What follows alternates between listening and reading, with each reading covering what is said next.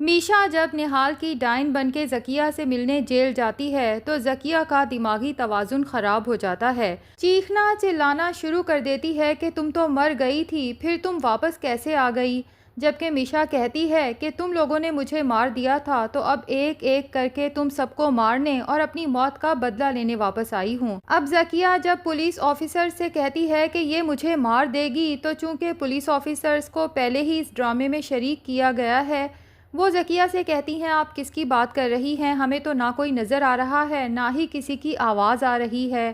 اب تو ذکیہ کو نہ نیند آتی ہے نہ سکون آتا ہے، پوری رات جیل میں چیخ چیخ کے اپنا برا حال کر دیتی ہے، اور یہی سب تو میشا اور ڈاکٹر نوید کا پلان تھا، کیونکہ یہ لوگ ذکیہ کو مارنا نہیں چاہتے، ذکیہ کو صرف مہرے کے طور پہ استعمال کرنا چاہتے ہیں تاکہ فوزیہ، عامر اور جاوید کو ایکسپوز کیا جا سکے۔ جب ذکیہ خود زوار شاہ کے سامنے اپنے گناہوں کا اعتراف کرے گی اور ساتھ ہی یہ بھی بتائے گی کہ نہال اور نوری کے قتل میں فوزیہ، عامر اور جاوید بھی ملوث ہیں، تو یہی زوار شاہ جو ابھی تو اپنی بہن ذکیہ کے لیے بہت فکر مند ہو رہا ہے کہ شباب کی وجہ سے میری بہن جیل کی سلاخوں کے پیچھے چکی کاٹنے پر مجبور ہے، لیکن جب اسے پتہ چلے گا کہ میری بہنوں اور ان کے شوہروں کے ہاتھ تو نہال اور نوری کے خون سے رنگے ہوئے ہیں، تو انہیں بھی اپنی بہنوں سے نفرت ہو جائے گی کہ ان لوگوں نے اپنے چہرے پہ کیسا ماسک سجا رکھا ہے، خاص طور پہ فوزیہ جس کے ہاتھ میں ہر وقت تسبیح ہوتی ہے اور زوار شاہ کے سامنے بس نماز، روزے، زکوٰۃ کی باتیں کرتی رہتی ہے، اور اس کا اصل چہرہ اس قدر بھیانک ہے۔ ڈاکٹر نوید اور میشا تو بہت خوش ہوتے ہیں کہ ان کا پلان کس قدر کامیاب گیا ہے، کہ تیر ٹھیک نشانے پہ لگا ہے۔ بہرحال اب جیل میں ذکیہ کی حالت آؤٹ آف کنٹرول ہو جاتی ہے تو جیل سے جاوید کو کال آتی ہے کہ آپ جلد سے جلد یہاں پہنچیں، جبکہ ذکیہ کی حالت دیکھتے ہوئے مینٹل ہاسپٹل سے سائیکائٹرسٹ کو بھی بلا لیا جاتا ہے۔ جب جاوید وہاں پہنچتا ہے تو ذکیہ چیخ چیخ کے کہتی ہے کہ جاوید مجھے یہاں سے نکالو،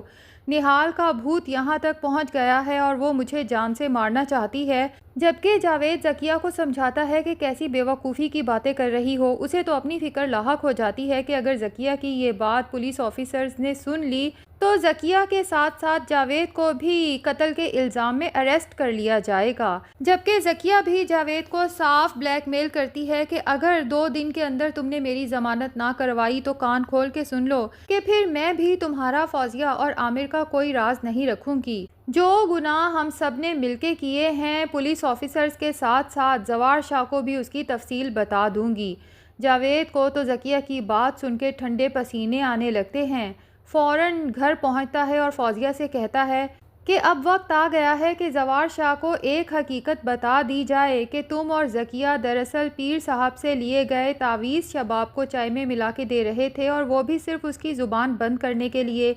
جبکہ فوزیہ جاوید سے کہتی ہے کہ تم پاگل تو نہیں ہو گئے؟ جس دن زوار شاہ کو یہ بات پتہ چلی تو ذکیہ کے ساتھ ساتھ ہم سب بھی جیل کی سلاخوں کے پیچھے ہوں گے، اور اگر زوار شاہ مزید انویسٹیگیشن کے لیے عامل بابا تک پہنچ گیا تو ہمارا یہ راز بھی کھل جائے گا کہ شباب کے ہاں کبھی بچہ نہ ہو، اس کے لیے بھی ہم عامل بابا سے عمل کرواتے رہے ہیں۔ لیکن جاوید فوزیہ سے کہتا ہے کہ تم اپنے یہ سب راز چھپا لو، لیکن پھر یاد رکھو کہ اگر ذکیہ نے نہال اور نوری کے قتل کے بارے میں بتا دیا تو زوار شاہ کے غصے اور غضب سے ہم سب بچ نہیں پائیں گے۔ اب فوزیہ تو سوچتی ہے کہ آگے کھائی اور پیچھے کنواں، جائے تو کہاں جائے۔ ادھر جیل حکام ذکیہ کو مینٹل ہاسپٹل ایڈمٹ کرنے کا فیصلہ کرتے ہیں، جس کے لیے ذکیہ کے گھر والوں کو بلایا جاتا ہے۔ اب زوار شاہ فوزیہ اور جاوید کو لے کے جب جیل پہنچتا ہے تو ذکیہ کی حالت دیکھ کے زوار شاہ کی تو آنکھوں میں آنسو آ جاتے ہیں۔ ٹھیک ہے، ذکیہ نے جو گناہ کیا ہے بہت بڑا ہے، لیکن شباب مری تو نہیں نا، وہ زندہ ہے۔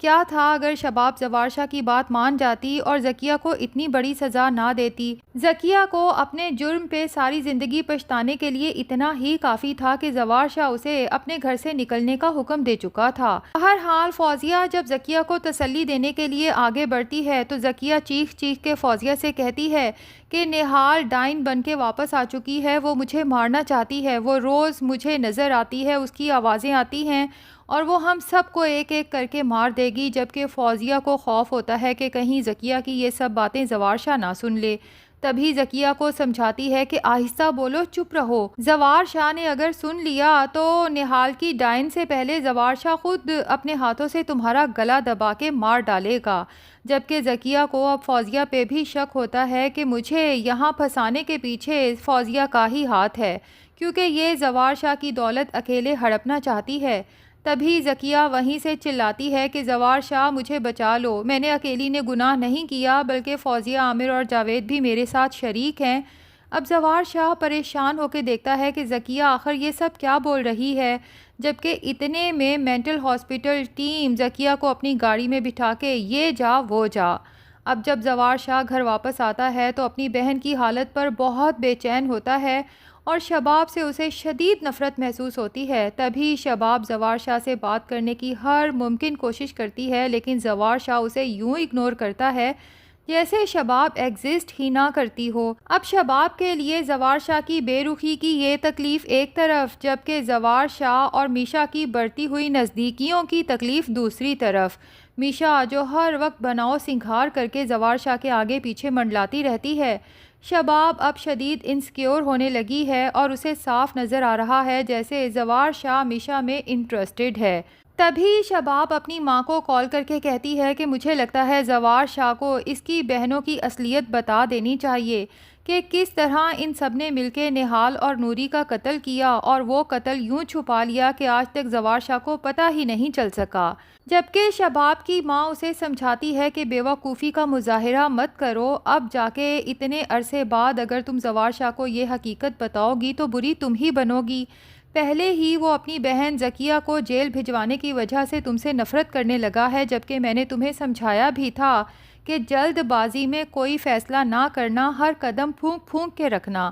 اور اب اگر تم یہ راز بتاؤ گی تو زوار شاہ تمہیں ہی مجرم سمجھے گا کہ آخر تمہیں اتنے عرصے سے اس سب کا پتہ تھا، تو پھر تم نے مجھ سے اتنا بڑا راز کیوں چھپایا؟ یوں تو تم بھی ان سب کے ساتھ برابر کی اس گناہ میں شریک بن جاؤ گی۔ شباب کو اب سمجھ ہی نہیں آتی کہ کس طرح زوار شاہ کی توجہ حاصل کرے۔ کہاں تو ایک وقت تھا کہ زوار شاہ کے دن کا آغاز اور اختتام شباب کو دیکھ کے ہوتا تھا، اور کہاں اب یہ وقت آ چکا ہے کہ زوار شاہ ایک نظر اٹھا کے شباب کی طرف دیکھنا پسند نہیں کرتا، بلکہ زوار شاہ تو اب اپنے کمرے میں ہی نہیں آتا، یا تو حنین شاہ کے کمرے میں سو جاتا ہے یا پھر اپنی اسٹڈیز میں۔ شباب جو اتنے عرصے سے بیمار تھی اور ٹھیک سے کھڑی بھی نہیں ہو پا رہی تھی، لیکن اب اپنے اندر ہمت جمع کرتی ہے اور خوب بناؤ سنگھار کرتی ہے، اچھی سی ساڑی پہنتی ہے اور زوار شاہ کے سامنے جا کے کھڑی ہو جاتی ہے، جبکہ زوار شاہ کا وہی حال ہے کہ شباب کو دیکھتے ساتھ ہی کمرے سے نکل جاتا ہے۔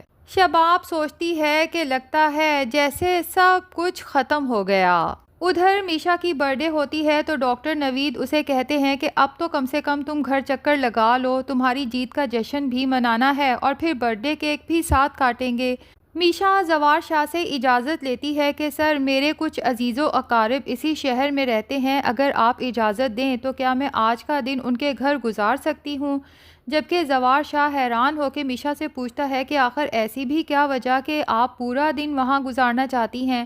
تو میشا کہتی ہے سر، گھر میں اتنی ٹینشنز ہیں کہ میں آپ کو یہ سب بتانا تو نہیں چاہتی، لیکن دراصل آج میری برتھ ڈے ہے۔ تو زوار شاہ کھلے دل سے مسکراہٹ کے ساتھ میشا کو برتھ ڈے وش کرتا ہے اور اسے جانے کی اجازت بھی دے دیتا ہے، جبکہ میشا ڈاکٹر نوید اور ان کی مسز کے ساتھ مل کے جب برتھ ڈے کا کیک کاٹتی ہے تو اس کی آنکھوں میں آنسو آ جاتے ہیں، کیونکہ اس کے باپ شکیل انصاری اور ماں نے تو کبھی اس کی برتھ ڈے منائی ہی نہیں تھی۔ بہرحال ذکیہ کے بعد میشا کا اگلا ٹارگٹ اب جاوید ہے۔ اب دیکھنا یہ ہے کہ جاوید کے ساتھ وہ کیا کرنے جا رہی ہے۔ تو ناظرین، آپ کو آج کی ایپیسوڈ کیسی لگی؟ کمنٹ سیکشن میں ضرور بتائیں۔ ویڈیو پسند آئی ہے تو لائک اور چینل کو سبسکرائب بھی ضرور کر دیں۔